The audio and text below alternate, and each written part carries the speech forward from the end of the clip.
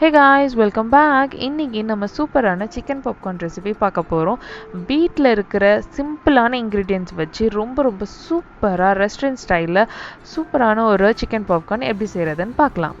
இந்த ரெசிபிக்கு நான் 250 கிராம்ஸ் அளவுக்கு போன்லெஸ் சிக்கன் பைட் சைஸில் வெட்டி வச்சுருக்கேன். இதில் நம்ம காரத்துக்கு ஏற்ற மாதிரி பாப்ரிகா பவுடர் சேர்த்துக்கோங்க. நான் 1 டேபிள் ஸ்பூன் அளவுக்கு சேர்த்துக்கிறேன். கார்லிக் பவுடர் 1 டீஸ்பூன் சேர்த்துக்கிறேன். ஜிஞ்சர் பவுடர் 1 டீஸ்பூன் சேர்த்துருக்கேன்.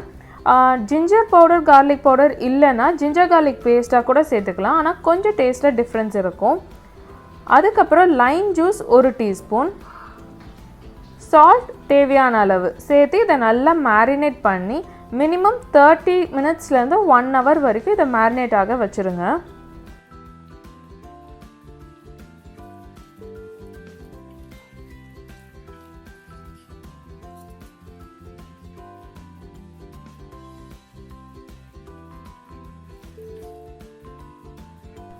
இப்போ ஒரு பிளேட்டில் நான் 1/2 கப் மைதா, 1/2 cup cornflour, 1 teaspoon garlic powder, தேவையான அளவு உப்பு சேர்த்து இதை மிக்ஸ் பண்ணி நான் வச்சிடுறேன்.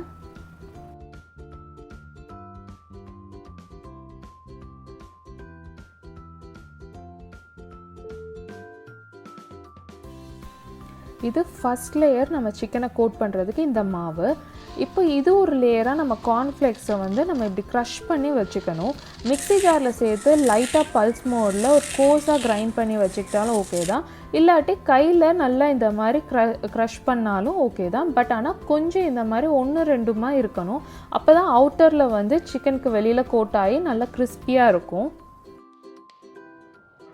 இப்போ ஒரு முட்டையை நம்ம இப்படி உடச்சி ஒரு பவுலில் விட்டுட்டு இது கூட தேவையான அளவு உப்பு, மிளகுத்தூள் க்ரஷ் பண்ணி போட்டு இதை நல்லா பீட் பண்ணி வச்சிடலாம்.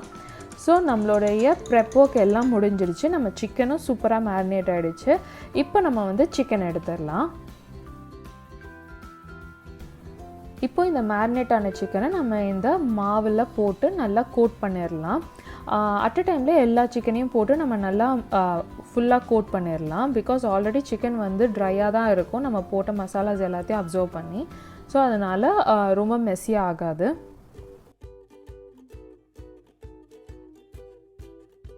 இப்போ சிக்கன் எல்லாம் நல்லா கோட் ஆகிடுச்சு. இப்போ இந்த எக்ஸஸ் ஃப்ளோரை நான் டஸ்ட் பண்ணுறதுக்கு இந்த மாதிரி ஒரு ஸ்ட்ரெயினரில் சிக்கனை மாற்றிட்டு லைட்டாக டேப் பண்ணி எக்ஸஸ் ஃப்ளோரை நான் டஸ்ட் பண்ணுறேன்.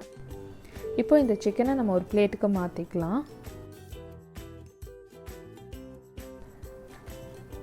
இப்போ இந்த சிக்கனை நம்ம எக்கில் டிப் பண்ணிவிட்டு கார்ன்ஃப்ளேக்ஸில் கோட் பண்ணிவிட்டு இதை ஒரு பிளேட்டுக்கு ட்ரான்ஸ்ஃபர் பண்ணிடலாம். ஸோ இதே மாதிரி நம்ம எல்லா சிக்கனையும் நம்ம ரெடி பண்ணி வச்சுக்கலாம்.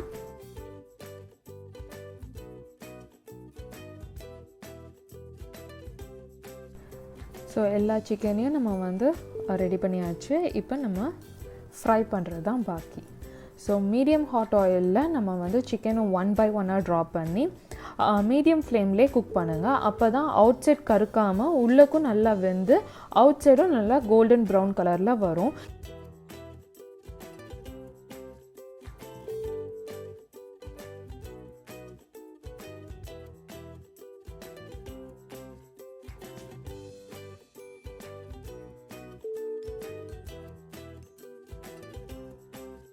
அவ்வளோதான், நம்மளோட சூப்பரான சிக்கன் பாப்கார்ன் ரெடி ஆகிடுச்சு.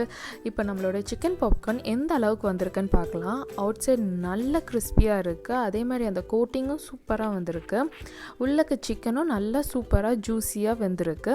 ஸோ இந்த ரெசிபி ரொம்பவே என்ஜாய் பண்ணி எங்கள் வீட்டில் எல்லாருமே சாப்பிட்டாங்க. இது உங்களுக்கும் பிடிச்சிருந்துச்சுன்னா இந்த வீடியோவை லைக் பண்ணுங்கள், ஷேர் பண்ணுங்கள் அண்ட் சப்ஸ்கிரைப் பண்ணுங்கள். அண்ட் மோரோவர் இதை நீங்கள் ட்ரை பண்ணிவிட்டு எனக்கு கமெண்ட் செக்ஷனில் எப்படி வந்துச்சுன்றதை சொல்லுங்கள். தேங்க்ஸ் ஃபார் வாட்சிங். Bye.